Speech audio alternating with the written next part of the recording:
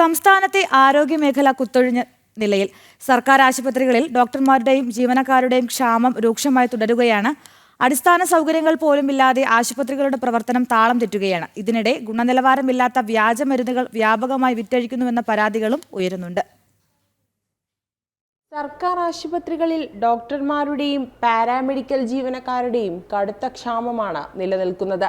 ആവശ്യത്തിന് ഡോക്ടർമാരില്ലാത്തതിനാൽ രോഗികൾ മണിക്കൂറുകളോളം കാത്തിരിക്കേണ്ട സാഹചര്യമാണ്. അടിസ്ഥാന സൗകര്യങ്ങളുടെ അപര്യാപ്തതയും ആശുപത്രികളുടെ പ്രവർത്തനത്തെ ഗുരുതരമായി ബാധിക്കുന്നു.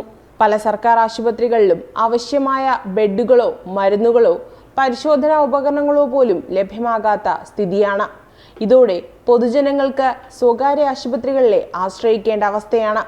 അതേസമയം ഗുണനിലവാരമില്ലാത്ത വ്യാജമരുന്നുകൾ വിപണിയിൽ വ്യാപകമായി വിറ്റഴിക്കുന്നുവെന്ന പരാതികളും ഉയരുന്നുണ്ട്. മരുന്നുകളുടെ ഗുണനിലവാരം പരിശോധിക്കേണ്ട ആരോഗ്യവകുപ്പ് ഈ വിഷയത്തെ കണ്ടില്ല എന്ന് നടിക്കുകയാണ്. ആരോഗ്യമേഖലയെ സംരക്ഷിക്കേണ്ട സർക്കാർ പ്രശ്നങ്ങൾ മറച്ചുവെക്കുന്നതിൽ മാത്രമാണ് ശ്രദ്ധ. കുത്തഴിഞ്ഞ ആരോഗ്യമേഖലയെ കൃത്യമായി സംരക്ഷിക്കണമെന്ന ആവശ്യമാണ് ഉയരുന്നത്. ജനം, തിരുവനന്തപുരം.